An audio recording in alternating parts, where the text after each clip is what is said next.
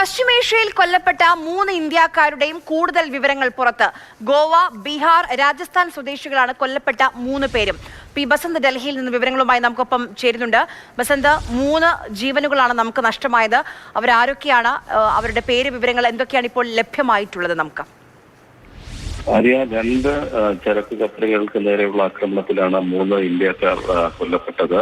നിരവധി ഇന്ത്യക്കാർക്ക് പരിക്കേറ്റിട്ടുണ്ട്, ചികിത്സയിലുമാണ്. ഇതിൽ MV സ്കൈലൈറ്റിൽ ഉണ്ടായിരുന്ന 2 പേർ ബീഹാർ, രാജസ്ഥാൻ സ്വദേശികളാണ്. അതായത് ഹോർമൂസ് കടലിടുക്കിൽ ഉണ്ടായ ആക്രമണത്തിലാണ് MV സ്കൈലൈറ്റിൽ ഉണ്ടായിരുന്ന 4 പേരെ കാണാതായത്. ഇതിൽ 2 പേരാണ് ഇപ്പോൾ ഇന്ത്യക്കാരാണെന്ന് വ്യക്തമായിട്ടുള്ളത്. 2 വ്യക്തികളുടെ മൃതദേഹങ്ങൾ കണ്ടെത്തിയിട്ടുണ്ട്.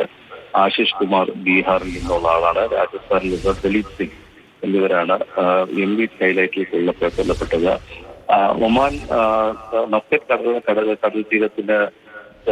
തീരത്തിന് സമീപം LKD ദിയോം എന്ന കപ്പൽ നേരെയുള്ള ആക്രമണത്തിൽ കൊല്ലപ്പെട്ട ആൾ ഗോവ സ്വദേശിയായ ദീക്ഷിത് സോളങ്കി എന്നാണ് ഇപ്പോൾ തിരിച്ചറിഞ്ഞിരിക്കുന്നത്.